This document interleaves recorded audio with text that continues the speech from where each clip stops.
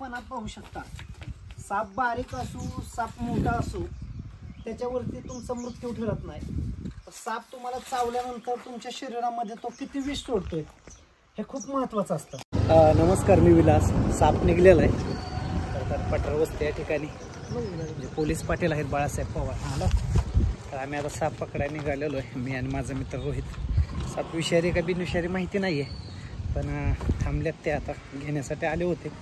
मला पण माझ्या काय कामानिमित्त थोडं बारामतीला पण जायचं आहे, त्यातून वेळ काढत कसा तरी मी आणि माझा मित्र. चल चल फास्टमध्ये. कशात बसलाय? दिसतोय का? पण तो दिसतोय ना. बसा बसा बसा. त्यांनी लक्ष ठेवून येत का? हा, घराच्या मागे आहे ना.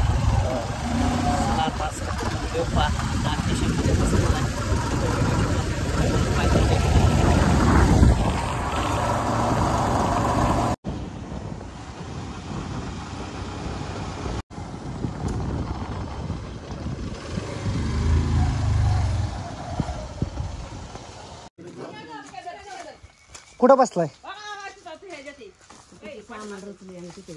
तुम्ही बघितलाय का? मी नाही पाहिलं, ह्यांनी पाहिलंय. मग तुम्ही कसं काय म्हणताय तिथे?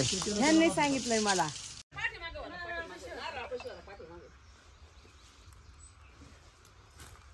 आज खरं तर पठार वस्ती या ठिकाणी बाळासाहेब पवार यांच्या घरामध्ये घराच्या बाहेर एक वॉल कंपाऊंडमध्ये साप निघालाय म्हणून त्यांचा फोन आला होता. मी गावामध्ये होतो, नुकतंच माझ्या काही कामानिमित्त बारामतीला चाललेलो आहे, पण फोन आला. साप लई मोठा आहे, विषारी आहे आणि नागच आहे. घरी लोक कोण नाही आहेत, तुम्ही येत आहे का साप पकडायला?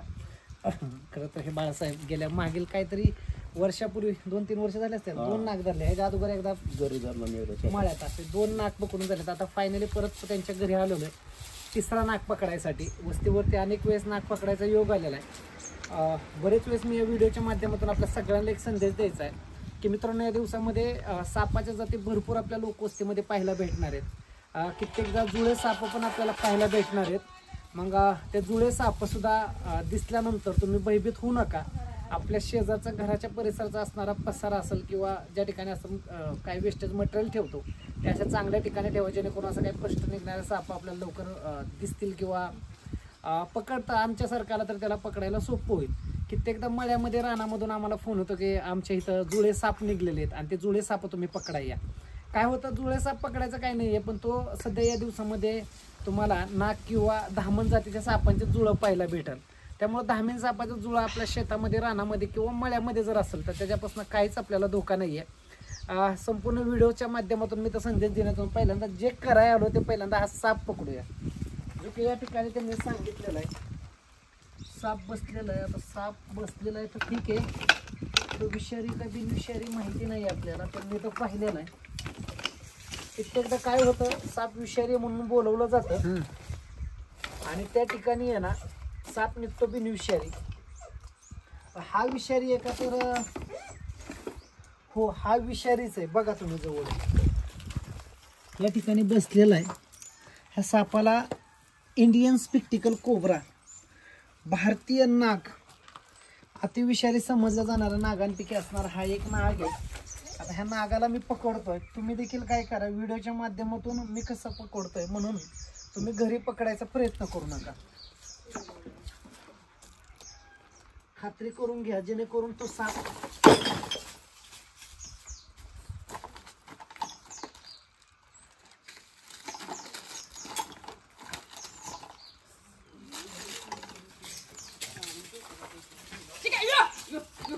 हे पाहू शकता.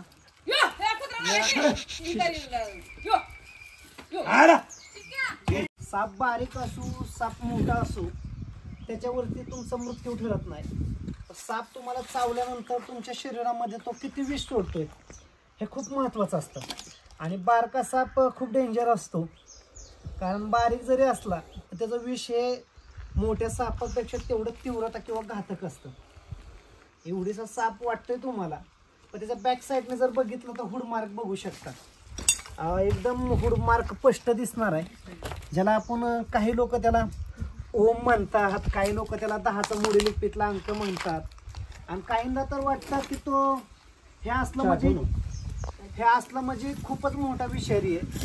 आणि काहींना असतो तर काहींना नसतो.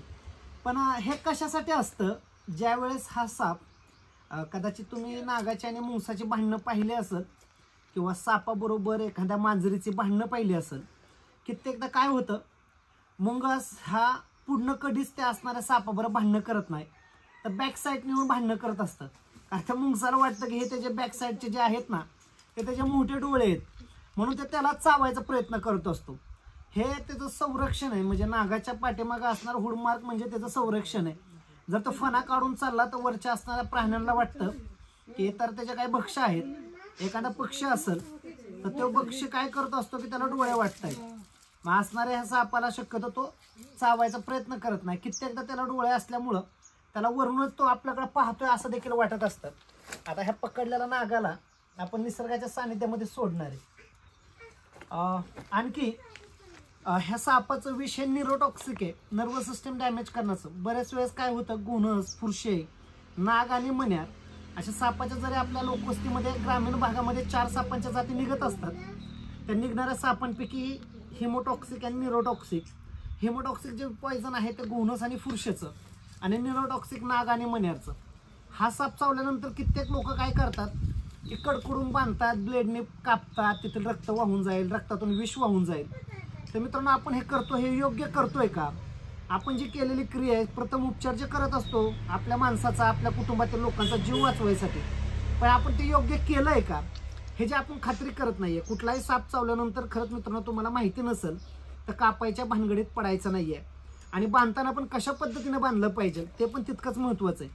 कित्येक लोक साप चावलाय म्हणून काय करतायत की कडकडून रस्सी घेतात, दोरी घेतात, पट्टी घेतायत, फडक्याने कशाने मिळेल त्या वस्तूनं त्या ठिकाणी असणारा हात बांधायचा प्रयत्न करतात. अशा पद्धतीने बांधलं नाही पाहिजे. बांधलं पाहिजे, नाग चावल्यानंतर थोडं हलक्याशा पद्धतीने बांधलं पाहिजे. आता या नागाचा अधिकचा वेळ न घेता ह्याला आपण या असणाऱ्या पिशवीमध्ये भरून त्याला निसर्गाच्या सानिध्यामध्ये सोडतोय.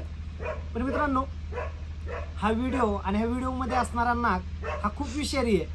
आणि हा विषारी जरी कुणालाही चावला तर नक्कीच माणूस 1 तासाच्या मध्ये मरून जाईल. एकच नव्हे तर ह्या एका टायमाला साधारण ह्याच्याकडे जर पाहिलं तर 15-16 लोक सहज मारल, एवढं त्याचं विष घातक आहे. त्यामुळे कुठल्याही सापाला न छेडछाड करता, न डिस्टर्ब करता, असणाऱ्या सापाला आलाय तसंच निघून जा रे बाबा म्हणत आपण त्याला या ठिकाणी असणाऱ्या आता पॅक करायचा प्रयत्न करतो.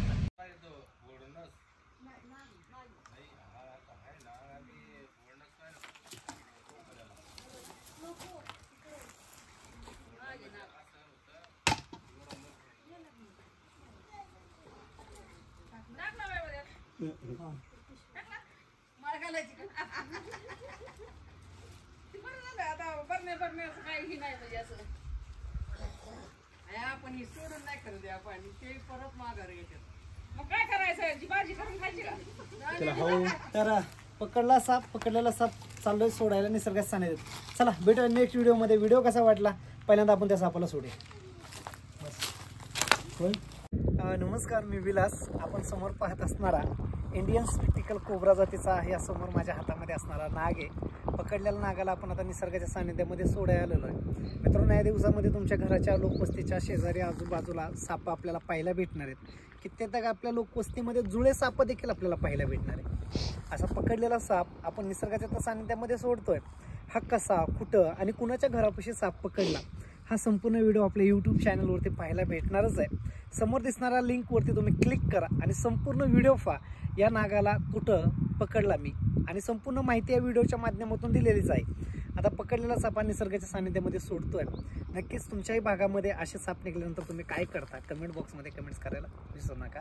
हर हर महादेव. पकडलेला साप आपण निसर्गाच्या सानिध्यामध्ये सोडू.